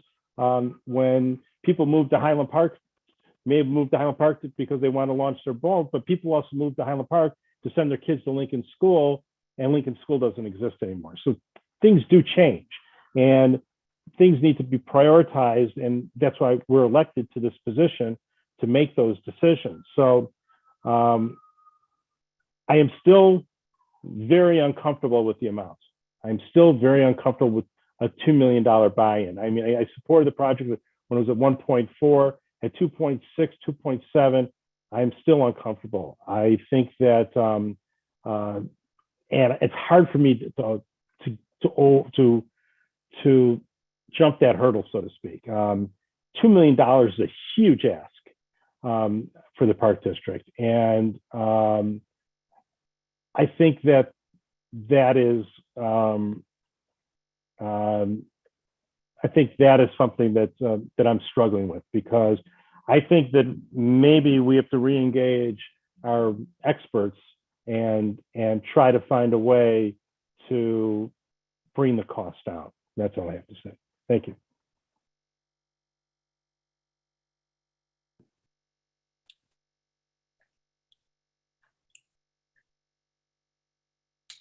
Okay, have we? I'm sorry, I was on mute, and I apologize for that. We've had the opportunity of the public to address the board. I believe we've had Cal's comments. Do any of the other commissioners want to summarize or say anything on this topic before we adjourn? No. No. All right. Is there a motion to adjourn? So moved. Is there a second? The meeting stands adjourned at 6:35 p.m. And we now have our regular meeting. Do we want to take a 2.5-minute break? Yes. Okay, we will reconvene in literally 2.5 minutes, whatever that is. And Roxanne, is there a different link for this one? Or It's is the No, same. It's the exact same link for both. We stay Okay, on. then we can just stay on. Okay. Yep. Thank So you. if some people want to leave, they can. If others want to stay, it's up to you, but we'll resume back at 6:36. Ooh, better set my clock. We'll wait right, for you, thank you. Barney. So put that timer up so we can do it. That was cool. You know, the only problem with the timer is it takes up the whole screen. I know. And so you have to superimpose who's talking above it. So, but it's a good idea to have it. It's better than Who they speak? New Mexico State? whatever the count is. I wonder, I have to read all of the statutory provisions. The agenda until we get to Director Smith and Director Peters and Director Smith is pretty easily handled. I don't know if all the commissioners are on, but before we start, I had asked Brian to ask if there was any thought about changing either the time or the day of the board meetings that are now 6 o'clock on Tuesday. I'm finding Tuesdays to be uncomfortable. Like tonight, I'm going to have to leave, as I told Terry. You know, Monday, Wednesday are better for me, but you know, if the majority wants to stay at 6 o'clock on Tuesday, that's what we'll do. Well, it's the 5 o'clock part that's a problem. That was an opportunity. I wanted it to be. Do we want to start at 5? Can we move the day? So it's sort of a couple options. I think we may be precluding members of our community who work, etc. if it's at 5. To me, Wednesday or Thursday really doesn't make a difference. It's the 5 o'clock that's the difference for me. A lot of things happen on Tuesdays, so I would say Wednesday is generally better for me. Yeah, for me too. Tuesdays are better for me. Tuesdays are better for you? Yes, ma'am. Same for me. Oh, I have planned out my winter with. got it. Have we given any thought to when we're coming back in person? Because I feel like some of the disconnect over what has been presented to us may have been. Could not agree more. But it's Now up to you. my kids are all vaccinated. I know under 5 can't be, but we got boosters and. But I like eating pizza at Terry's house during our meetings. Wait, is that Brian? I can't hear you. Yeah, it is. Annette, what's the city council doing?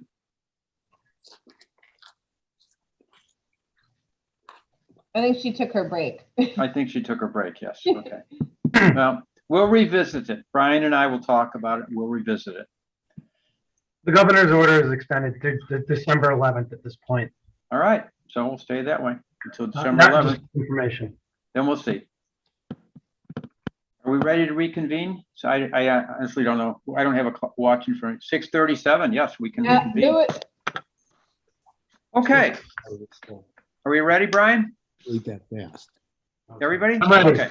We're ready. I will call to order the regular meeting of the Park District of Highland Park on Tuesday, November 16, 2021 at 6:37 p.m. Pursuant to Section 60 of the Open Meetings Act, the President of the Board of Park Commissioners has made a finding that it's not practical or prudent to hold in-person meetings because of COVID-19 public health emergency. Neither the elected officials nor the public will be allowed to attend regular committee meetings in person, but will participate virtually by the means described below. Roxanne, would you please call the roll? Commissioner Bernstein, Here. Commissioner Kaplan, Here. Commissioner Freeman, Yep. Vice President Grossberg, Here. President Ruttenberg. I am here. Brian Romes, are there any additions to the agenda? There are no additions. Okay. Is there anyone from the public attending tonight's meeting? Currently, there are, yes, there are 19 people still attending. All right. Anyone wishing to speak will need to use the raise hand function in Zoom to indicate that they would like to speak. The board secretary will call on registrants who have activated the raise hand feature in alphabetical order. And this is for comments for items on the agenda. So right now, no one has their hand raised. Okay, let's move to the consent agenda. Is there a motion to approve the consent agenda? Terry nodded yes. Is there a second? Second. Roxanne, please call the roll. Commissioner Bernstein, Aye. Commissioner Kaplan, Say it again. Aye. Commissioner, Aye, Commissioner Freeman, Aye. Vice President Grossberg, Yes. President Ruttenberg. Aye, the motion is carried. Financial forecast, treasurer's report, Director Peters to present. Okay, good evening, everyone. Let me get this into. Okay, all right. So hopefully everyone sees their 2021 financial forecast and treasurer's report on their screen for the period ended October 31st, 2021. All right, as we do each month, we focus on our operating funds, the general and recreation funds, and we can see at the end of October, we had our actual revenues exceeding our budgeted revenues by about $2.3 million. And we can see that our expenses are falling in behind below what we had budgeted them to be by about $1.7 million. And so those two amounts combined get us at almost a $4 million surplus in the operating funds for the period ended October 31st, 2021. We can also see when we compare where we're at the end of October to the average of the three pre-COVID years, 2017 through 2019, that we were running at about $3 million better than we were for the average of those years. Things that are driving this increased revenue versus budgeted revenue. Keep in mind, we had a couple $100,000 of taxes at the beginning of the year that really related to 2020, but we were required to keep those in our revenue for 2021. We also have several cost centers that are above where they were budgeted to be at the end of October by over $100,000. That would be athletics, camps, tennis, golf, recreation, Westridge Center, and Centennial. And then down, if we look at our expenses, some of the items that are driving us to be under budget, we have salaries are coming in at the end of October at about $420,000 less than where they were budgeted to be. And then you could almost double that when you look at insurance and pension costs that were not being paid in relation to those salaries that weren't being paid. We also are missing from this equation roughly $200,000 in summer camp busing fees. Those will hit in November. We have paid the bill. and it was just paid a couple weeks ago. So that expense will show up next month when we look at our results. So if we drill down a little further into the two funds that make up our operating funds, we look at the general fund, we can see that our actual revenue is exceeding our budgeted revenue by about $205,000. And we can see on the expense side of things that expenses are trending less than where they were budgeted by about $1 million. And as a result of that, the general fund is about $1.2 million better off than where we had budgeted it to be at the end of October. When we compare the general fund actuals at the end of October compared to pre-COVID 2019 at the end of October, we're about $650,000 better surplus-wise than where we were in 2019. When we look at this a little bit more closely, our revenues over here, they had $200,000. In this fund, we had $153,000 of those taxes that we collected earlier in the year that related to last year. And we also have had unbudgeted impact fees come into the general fund too, that helps to drive this bit of surplus revenue there that has come in over the year. As far as expenses are concerned, again, we have huge savings here in payroll from unfilled positions. And then, of course, the insurance and pension costs that would go with those positions, that helps contribute to this difference. We also are pretty much below budget in our contractual services, which would include our legal fees. Those are trending lower than where we had budgeted them for.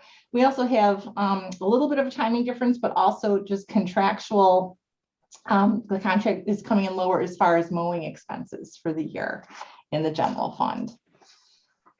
If we look at the recreation fund, we can see that our revenues at the end of October are about $14 million versus where we had budgeted to be at about $12 million. So we're $2 million higher than where we thought we would be on revenues. And then on the flip side, when we look at expenses, we are below where we had budgeted our expenses to be by about $700,000. So when we look at the surplus of actual versus budget, we're at about $2.8 million up in the recreation fund. And then if we compare ourselves at the end of October 31st, 2021 versus that back in 2019, we are outpacing where we were in 2019 by about $1.4 million. Some of the reasons why our revenue is coming in so much greater than what we had budgeted for, again, we have 7 cost centers that are all doing at least $100,000 or more when compared to their budget at October 31st. And that would be athletics, camps, tennis, golf, recreation, Westridge, and Centennial. As far as expenses down here, we said, we're below budget there by about $700,000, and $500,000 of that is made up by salaries, insurance, and pensions. So if we move on to our next screen to just kind of sum it all up for us. In conclusion, if we all recall, in January of 2021, Park District programs and facilities were either partially closed or canceled due to COVID mitigation effects. And since then, the Park District was able to significantly adjust expenses, especially payroll, at $424,000 below budget, resulting in roughly $4 million above budgeted net revenue. This number contains a couple $100,000 of the camp busing expenses that have yet to hit the books, but will come through in November. So finally, for the period ended October 31st, 2021, athletics has a surplus of $264,000 more than budget. Camps is at $220,000 greater than budget. Tennis has a surplus of $360,000 greater than budget. Golf is at $755,000 more than budget. Recreation is at $216,000 more than budget. Westridge Center is at $128,000 more than budget. And Centennial Ice is at $179,000 better than budget at the end of October. And in fact, if we look at all cost centers, all of them except for one is operating a surplus at the end of October. And so this all places the Park District in a very favorable financial position for the period ended October 31st, 2021. Does anyone have any questions? May I ask a question of you and Brian? The staff shortages. Are we losing the ability to generate revenue because of staff shortages, or are we filling all our positions and providing the services to the community that we would otherwise do? I don't think there's any services that we have not provided due to low staffing, but we are definitely not at the levels of staffing that we should be at, and that would. But what we are not limiting the services that we're providing because of that. Okay. Thank you. Anybody else have questions?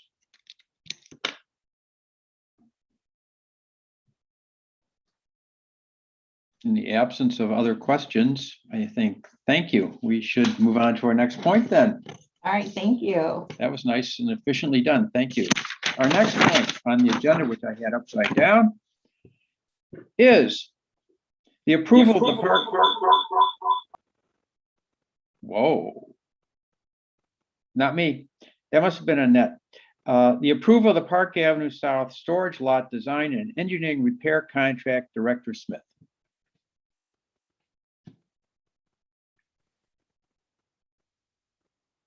All right, thank you very much. I'm going to share my screen here in just a moment.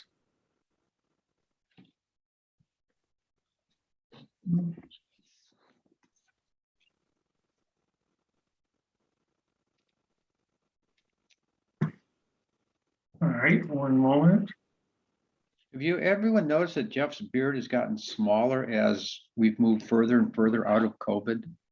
Well, all I can say is it's gotten grayer, but that's about the only thing I'll do. All right, thanks for your patience. Can everyone see my presentation? Yes, it's on the screen. Perfect.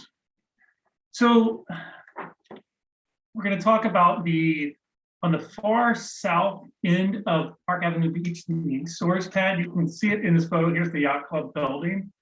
This portion right here, right along the property line. This is an area that's utilized for boat storage. So high lake levels and the associated increase in storm intensity have resulted over time in significant erosion in this portion of the storage pad. Now, this damage has reduced the amount of boats that can be stored in this area. As you can see from this orange section here, this area is completely closed off. Now, the area does continue to grow in size since the initial failure in spring 2019. So this project was discussed at the November 4th Finance Committee meeting. We are presenting it again tonight to provide the presentation to the full board and also to follow up on a couple of requests for information that we received at that previous discussion. So here's just a couple of up-close photos. You can see the failure here. And it used to be held in by these wooden kind of railroad ties right here, and they ran along the front as well. So with the increase in storms and the higher lake levels, the structure just couldn't withhold that. It wasn't a really significant revetment, and that's really what's needed here, is to rethink what the revetment is, reconstruct that, and then reconstruct the parking lot. You can also see in this photo this structure right here, which is for the North Shore Water Reclamation District. It's a sewer line that runs underneath. When this gets reconstructed, this will have to be, special attention has to be paid to this portion right here. And then here's another photo just showing in the red line here, this was how far out the lot used to go, and this is the area that's eroded. Now, this is an older photo. As I mentioned, it has extended further back. It's not back to the bluff this far, but it's about this area here right now. And then this was that structure that I mentioned as well, and the line runs through here. Now, staff reached out to several engineering firms and received proposals from 3 firms for the development of a repair approach for this area. And the scope of work for this project is preparing construction documents that can be bid out, and also securing the necessary permits for this work, because it will require permits from IDNR, IEPA, and a U.S. Army Corps. So, I apologize. I jumped ahead of myself. I want to talk real quick. This is actually one of the requests for information that we had at the previous meeting was, what is the financial impact in not having this area operate? So as I mentioned, there were boat storage spaces that are not being used. It's impacted 11 spaces. And with the 2022 rental fees, a space runs between $900 to $1,300. So if you look at that in a 1-year impact, assuming all spaces are rented out, you can see the dollar amount here up to $14,300. And then we show that over a 5-year period with this range, and also a 10-year period with this range, once again, based on the 2022 rental fees. And also, we've discussed in previous meetings, the Park Avenue site plan. Phase 1 of that does recommend some reconfiguring of some of the storage space, and it would move personal watercraft storage space over here. So it would impact those plans as well if this area wasn't reconstructed. So I will move back on to the proposals. As I mentioned, we have received proposals from 3 firms. That was V3, Smith Group, and AECOM. And you can see the total amounts of their proposals here. So staff are recommending moving forward with AECOM's proposal in the total of $32,500. AECOM is a firm that the district has worked with in the past, and they have quite a bit of experience in this type of project. So as I mentioned, staff are recommending moving forward with the total proposal, which would bring us the construction documents and the required permitting to actually do the work. However, at the previous meeting, there was a discussion about whether we could phase this project. And the first step in this is the planning phase that AECOM would provide. And you can see here, that would be a total of $7,000. And that would provide design concepts where we would receive schematic plans, and we would also receive preliminary probable cost estimates. So we do have the option to simply enter into an agreement with AECOM for this total amount to bring us to a point where we have a much more clear understanding of what our options are and what those costs may be. And then from there, the remaining amount, the $25,500, would provide the full efforts for the permitting and also the final construction documents, which would still be a total contract of $32,500. Now, as far as a possible schedule, if we do receive approval for the contract this evening, and it was directed by the board to move forward with this project for construction as soon as possible, the best case scenario would be that we could likely release a bid in March 2022 and begin construction and complete it in April and May 2022. So that's the total of my presentation. I'm happy to take questions. Why don't we start with Terry? Yeah, this is, so we're going with the one that has had some experience with the city, right? Because there's kind of a sensitive issue with that sewer. Yes. Yeah. Okay. No questions. Jen? I'm sorry. Wait. I'm sorry. Can I go back just? No. Yes, you can. Oh. Is it like chess where if you take your finger off the piece? Commissioner Freeman will yield 1 minute to Commissioner it's like Grossberg. Congress. Thank you. Yeah.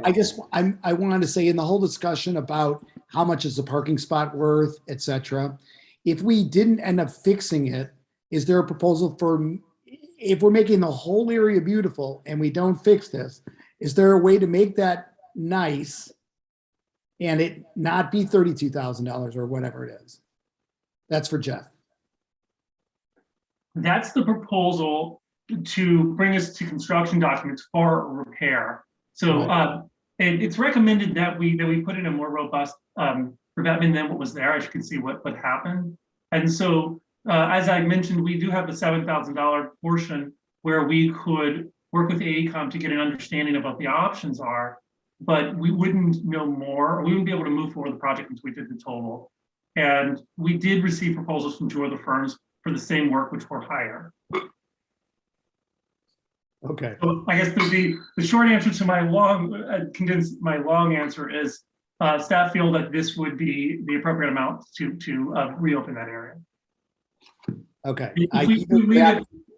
If we leave it, it likely could only get worse and could extend both west and could extend north as well. Thank you. Jen, No questions from me, thank you. Brian Kaplan, Thank you, Jeff. I'm all for it. Cal, I just have one question. Jeff, we talked about potentially extending the revetment to the north. Whatever happened with those discussions? So that would come out of that first phase, where they would provide schematic design. It would be the whatever the construction would likely be would also be the scope of it and the area it would cover. So that would come out of that first phase. So they're going to look at if it's needed to extend the revetment north. Correct. Okay, thank you. Jeff, I just have one comment. I'd like you to reach out to our neighbor to the south. Okay. Our property, they have big rocks, whatever you call it, that they've used to protect the bluff in their area. But I think as a good neighbor, we should reach out to them and explain what we're doing, and just, if they want to be involved somehow, that'd be a neighborly thing to do. Okay. I think the consensus is to proceed. Is there anybody who says to the contrary? Forever hold your peace. Hearing none, I think we're good. We need a motion, a second, and a vote. Okay, is there a motion to approve? Wait. No? Yes? Brian says yes, so moved. We have to make the motion. Would somebody make the motion to approve the Park Avenue South Storage Lot Design and Engineering Repair Contract with I'm sorry, what's the name of the company? AECOM. AECOM. Is there a motion? So moved. Is there a second? Second. Roxanne, you should call the roll. Commissioner Bernstein, Aye. Commissioner Kaplan, Aye. Commissioner Freeman, Aye. Vice President Grossberg, Yes. President Ruttenberg. I vote yes, the motion carries. Thank you, Jeff. Thank you very much. The next item we have is the Highland Park Golf Learning Center name recommendation that staff would like to remove from tonight's agenda to permit further discussion on the name recommendation. Is there a motion to remove this item from tonight's agenda? So moved. Yes. I'll second it. All right. All in favor, say aye. Yes. Aye. Aye. Raise your hand. Thumbs up. It's carried. The motion passed. Let's go to new business now. There will not be a Parks Foundation report. They're meeting tomorrow, but we have a director's report from Executive Director Romes. Thank you, President Ruttenberg. Just a few things that I wanted to announce for the board and the public, starting with the Golf Learning Center and the mini golf. Both of those are closed for the season. It is now getting cold out, but you can certainly, if you want to hit some golf balls, go into the field house. The hours are Monday through Friday, 9 a.m. to 3 p.m. and that just opened up this week. So also at that same location, as you know, we have an outdoor dog run, a dog park. So the driving range turns into a lit dog park. We do sell passes for that. That will open in the next week. You can check our website for the official opening date, but the Parks crew is getting that ready to open a little earlier than usual. So, and then lastly, Sunset Valley Golf Club is still open. Believe it or not, it's getting pretty cold out there, but there's been still quite a few requests through Thanksgiving. Golfers still want to play. So after Thanksgiving, staff will reevaluate. And unless there's a turn for warmer weather, we'll likely close after that weekend. So other than that, just a couple of events I wanted to announce. On Sunday, November 21st, from 7 a.m. to 8:30 a.m., the Recreation Center of Highland Park is hosting the Twisted Turkey Triathlon. So we are certainly looking for community members to participate in this healthy, active event. 10-minute swim, 20-minute outdoor run, and a 40-minute outdoor cycle. So registration is open for that online.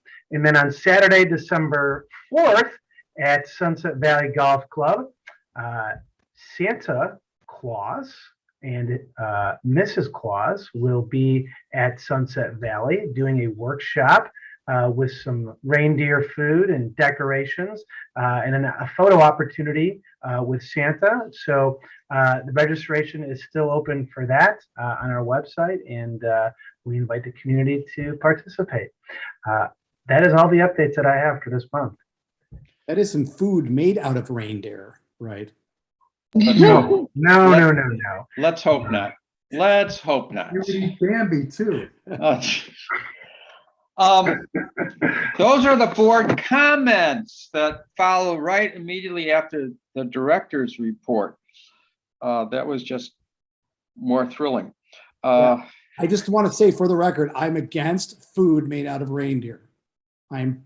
No worries on this front. No, I think you have consensus. I want that on the record. Oh, I'm sorry. I wanted to ask while we had Jeff, and I didn't, and I apologize for this. Brian, have we started the installation of the solar panels at Deer Creek? Jeff, go ahead. No, we have not. No, I do have an update though. I spoke to the installation firm today. They are still working closely with the city and finalizing the last steps with the permit, which have to do with design review. And I'm being told that we hopefully will have an answer the end of this week or early next week. Council Member Lidauer. Yes. Perhaps you could look into this for us. This has been going on for how long, Jeff? Some time. Oh, no. Come on. It's been going on. It's been a few months, but I will say that my understanding is there's been some delay in the installer supplying the city with some of the information that they need as well. All right, as long as we consider the information to be relevant and not just, oh my God, it's the city of Highland Park delaying another project in that. They never would do that. I will check into it just to make sure you have up-to-date information. Well, but all kidding aside, it would seem like a project like this, which is what we all want to enforce, should be not fast tracked, but there shouldn't be barriers put in the way. Well, let's make sure we have all the information. So before we judge it, let's make No, sure. I'd rather accuse the city of stalling. It's well, fair. that's why I'm going to turn it the other way. Okay. No worries. I will check in with the city manager tomorrow as well. I'm sure they are doing everything according to schedule, but if there's any additional information that I can grab, I certainly will make the attempt to do so. But I know Jeff's been on top of it, and so has their planning department. It's right. But it has gone on a little long, but I don't think it's anybody's fault. So probably we'll not. look into it. Probably not. Still, I'll look into it too. No, thank you. Pleasure. All right. Do we have any members of the public still logged on that have indicated they'd like to speak? We have 12 members, but no one has their hands raised. All right. We will not be I going actually in- have a comment as a member of the public. Oh, okay. I would really like to commend the Park District. I spoke with Brian Romes this afternoon. I actually was running an event down at Rosewood this past weekend, and I cannot begin to tell you the cooperation we got from staff. Megan, was it Meredith, Brian? Yes. Outstanding help and assistance. This was a large event for 50 people. It went off without a hitch with a lot of work. It is a beautiful venue and setting, and I'm so happy as a resident to have been able to participate in this and to use a Park District facility. So I really want to tell you that what Cal said earlier about when a project is done by this group, it is a first-class project. I just want to really underscore that fact and thank you all for making that possible for all the Highland Park residents that I served brunch to and baked and cooked for 3 days beforehand. Well, great. Do we have any samples that you could share with us? There are pumpkin muffins still left over and 2 kugels. Well, let's move on. Thank you. Thank you. As I said, we will not be going to closed session. So is there a motion to adjourn? So moved. Is there a second? The meeting, all in favor? Aye. Aye. Everyone indicates aye. The motion is carried. We adjourn at 7:07 p.m. Thanks, everybody. Have a great night. Appreciate it.